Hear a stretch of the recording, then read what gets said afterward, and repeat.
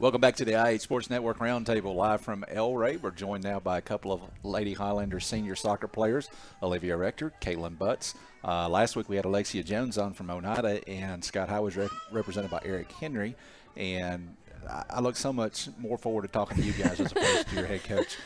No, you guys, week before last, you lost to Cumberland Gap. 6-1 was the final in that one. It kind of got away at the end of the first half. And your coach was not real happy with the effort in that game. He brought you guys in on Friday before the football game. He made you guys run bleachers. To his credit, he ran the bleachers too. You guys came back out on Tuesday against CAK, which is a traditional powerhouse. For years they've been in Oneida and Scott High's way in the district before the public-private split. But they're a powerhouse in Knoxville. You guys didn't win the game, but you played much, much better. Gave up a couple of goals 10 minutes in. After that, you held your own, actually outplayed them. It wound up being a 3-1 final. Talk about the game and the mentality. What changed going into that game for you guys to play CAK close? Well, I don't know about anybody else. Running always works for me. Bleachers always helps. Because you don't want to do it twice. Nope. I'm not a runner at all. But I think it helps a lot when you have players who can play everywhere on the field. Like Chloe Tucker played from the main back to forward. The only position she didn't play that whole game was keeper. And so when you have players that can switch, Kaitlyn made a mistake on defense, got taken out, and then got put in center mid. First time she'd ever played center mid, and killed it the whole game and helped switch the field a lot. So that helped a lot. Traditionally, you're an offensive player, you're a defensive player. Talk about those roles and then what happens when you got to switch up your roles, because both of you guys have been put in different roles this season as Coach Henry does a lot of switching around and just trying to find the right lineup. Yeah. Mostly this year I'm a little different. I'm used to playing the kind of center mid position, but I've been on the wing. And it's mostly just getting back and helping out your defense. Like, there was a mistake at Cumberland Gap where, yeah, the defense stabbed, but me as an offensive player, I should have stopped progression like way up at the opposite 18. And so you kind of have to help out your defense, but also play the balls and get some balls in the net. And I don't know about the defense. I'm not. Talk about your role on the defensive side of the field. Being on defense, it's hard, especially with the center defense. It's hard knowing when you need to push forward to someone or wait back to see what their move is going to be.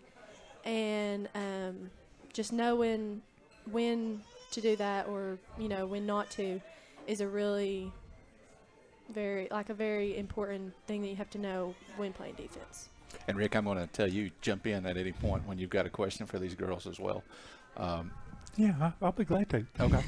When you guys at CAK last week and you've gotten so close so many times to scoring, and the score finally came in the second half off a corner kick by you, and Alyssa Crabtree was there to finish it up on a header and get one in the net. But you've got the strong leg. You're the one who's always taking the corner kicks and the free kicks and running those set plays to give your teams opportunity to score. Talk about your role in that regard. Well, usually it's my responsibility to get the ball in and get it played in the right spot and be sure I'm running the right play that Coach Henry calls. And it's a lot of pressure, but then it's also the other player's responsibility to get that ball in the net once it gets in there. And usually, like when Rachel takes some goal kicks, I like to help give her a break sometimes because it is hard. But you guys have been playing soccer for a long time. Now you're seniors, 2 of 5, I think, seniors on this team. And you're almost midway. Actually, you are midway through the season now, so it's going to be winding down really, really quickly. Did you think that it would happen this quickly? And what is your mindset now as you go into each game, kind of taking one game at a time and savoring the moment? Yeah. No, I didn't expect it to go this quickly at all. Like, me and Mom were talking before this, and my first, AYSO team, Chicks with Kicks, Mandy Tucker was the coach. And I was playing with both the Tucker twins and Kinley Duncan and Leah Douglas, like all of us that have all grown up together. And then now we're here. And with our team, I think this year it's really just trying to get everybody bought in. Like, it's hard for us to explain because the last people that got to play in a district championship game was the juniors this year. And so the sophomores and freshmen, they don't understand the atmosphere of a district championship game and how important it is to win and, what it feels like to – not that we didn't win last year, but, we had much better years before that. And we're trying to get them bought in and to realize how important it is and, what it feels like to be a winning team and be at the top of the district. And I told Rick to jump in when he has a question. I'm going to tell you the same thing. Jump in when you've got something to say. Okay. I know the daughter of Jack Butts and the brother of Stephen Butts has more to say than this. I've been waiting on that thing. I really have. So, go ahead. Well, one of the things that Coach Henry told us last week, that he was still trying to get the right people in the right place on the field. And I know that he said he likes to be able, we need to stop the ball at midfield. We don't need to let the opposing team get the ball past our defense down to our keepers there like that. And Kaitlyn, you've always, I think, played on that defensive side. How important is that to get the help from the midfield and even the forwards out there? If they can help you get back, defend the ball, stop it at midfield and change direction. It's very important for them to be able to help us, because whenever they get the stop at midfield, it helps the back be able to reshape and get back into our position as quickly as possible. That way, if there is a mistake made in the midfield and it does get back, we're there to help and we're not messed up. Good. So you touched on what you're trying to get your team to understand, what the goals are. You guys are getting set. You've had some preliminaries. You've got this week off. You're supposed to play Carter tomorrow. It's been a really unusual season. You only had a few games scheduled to start with. Carter was supposed to be in a game tomorrow night. That's gotten canceled. So you don't play at all this week, but you're getting ready to get into the heart of the schedule where you're going to be playing all of your district games. You've got games coming up against Anderson County next week, and then you've got Clinton, and then you've got Kingston. So you're going to play all three of your region opponents here in the next 10 to 12 days or so. You guys both played, and not only played on, you weren't just on the roster, you were contributors on teams that played for district championships your freshman and sophomore years. You guys know what it takes. Some of these younger kids have never played for a district championship. They don't understand what it takes. As you go through this, it's kind of become an expectation. Since 2017, when the realignment occurred and the private schools got moved out of the way, Scott High expects to play, just like Oneida does, for district championships. Now, as we go through these next 2 weeks, this is kind of where the rubber meets the road as far as competing for that district championship. How do you get your teammates to buy in and beat teams like Anderson County and Kingston? That's the hard thing that we've all been trying to do as seniors, is get them to be excited about it, be ready to win. And I think mostly just trying to take them back and switch the whole season around. Like last year, I guess, was our rebuilding year, is what everybody called it. But get back to the winning side of it, like 2017, hopefully get a district championship, and just help them realize how important it is these games are. I think as the freshman and sophomore, they don't realize how important it is, especially for seniors, being able to make it to those games. But I think one thing that we have to do is make sure that everybody has the exact same mindset, everybody's on the same page, and nobody's further behind than somebody else is. Let's talk about this, Ben. We think of a soccer player, trotting up and down the field, back and forth and stuff like that. Let's talk about how physical the play is actually on the field. Yeah. Going from middle school to high school was definitely a big shock for me. I remember, just getting on that field and getting completely plowed over and being like, oh, so this is how it is now. You got to be ready.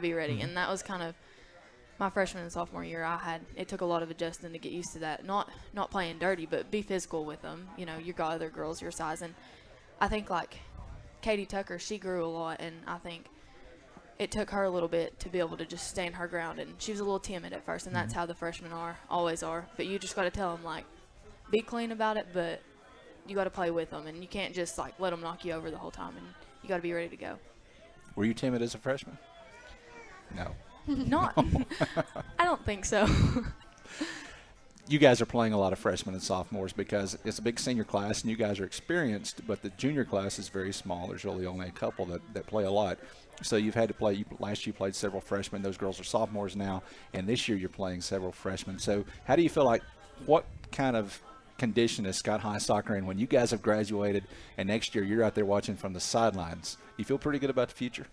Yeah, I definitely do. We have Bella Sharp in the goal. She'll be a good leader, and being a goalie is a really important position because you're seeing the whole field. You can see from the forwards all the way to the defense, and you can tell them hey, mark this person, and she'll be a good leader, I think. And and Rachel and Ellie and Angel, they all do good. I think that each freshman class are usually pretty big, and sometimes it'll dwindle out by your senior year. But there's a lot of freshmen and sophomores this year that I think have the motivation to stick it out, and I think it'll really help them in the next few years. All right, now, Kaitlyn, you're a three-sport athlete. You play basketball and you play softball, and that's an unusual thing. There are not very many athletes in the entire state. I think, and in Scott County, I think you could probably name on two hands maybe the three-sport athletes. There's just not very many of them. This is your only sport per se, but you're also a cheerleader. I wasn't going to leave out cheerleading. It is kind of unusual. There are, out of 11 starters on the soccer field, there are 5 of you guys that are on that cheerleading squad together. Yourself and Chloe Tucker and Abby Reynolds and Bella Sharp and Riley Lance. So 5 of the 11 starters are cheering together. So you guys are spending a lot of time together. What's that like? Does that help you build kind of a team chemistry? Yeah, that's kind of helped. I know, like, me, Chloe, and Abby a lot throughout these past 4 years is being together not only on the field, but also when we're at cheer practice. We're also discussing soccer while we're at cheer and kind of vice versa. But I think that's helped a lot with Riley and Bella, has helped them create a relationship with us, your upperclassmen, and on the field it's better chemistry with all this. All right. Rick, did you see a little bit of her mother come out right there? Well, yes, but the thing that I really want to say is you have participated very well in the Q&A session that we've had right here. Not like football players that we get yes, sir, no, sir, and 3-word sentences. So I'm very, very proud of you. Very proud. Thank you. All right, Olivia Rector and Kaitlyn Butts, you guys will next be on the field next Tuesday, right? Yep. And that's going to be at Anderson County. So good luck in that, and thank you guys for stopping in and joining us. We'll take another break. When we come back, we're going to flip back to football and bring in our players of the game from Friday night, Caden Rector and Brady Strunk.